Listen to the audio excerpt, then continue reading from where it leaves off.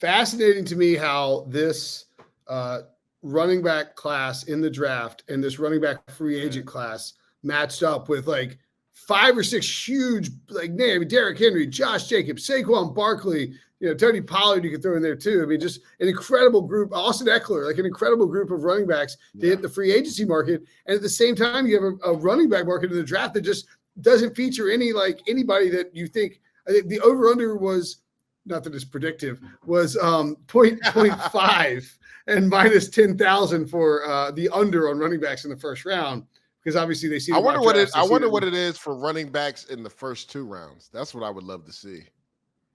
I don't. I can see this going where only maybe 1 or 2 guys going. I was going to say 2.5. Yeah, no, it might be too high, honestly. Jonathan Brooks' over under is 56.5. So that's. I think Jonathan like right there on the border. Jonathan Brooks is a lot better than people give him credit, man. Like I think that he's my RB1. Yeah. Yeah, I think when you look at the tape, you watch them, and look, a lot of these guys are too. Like there's certain intangibles you just can't coach. The vision, the power, strength, the heart of a guy like Blake Corum, Trey Benson too. I think is a lot better back than people give him credit. So I know we haven't hyped up this running back class. Whatever, that's kind of the position as a whole right now. But I think Jonathan Brooks goes in the second round for sure. I've got a match with the Giants. I think it makes a lot of sense. Replacing what they lost in Saquon. He's a different style of back than Devin Singletary, too, who they brought in free agency. Yeah. And Singletary. That's actually, I like that fit. Brooks, Texas, Dallas.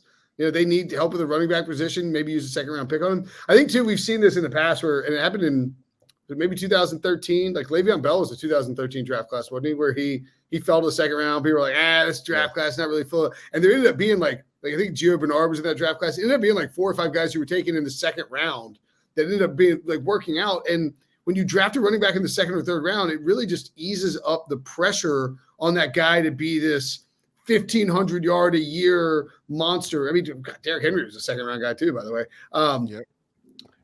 What about Jalen, or as you mentioned, Blake Corum? You guys both have him go to the Chargers, which just makes too much sense.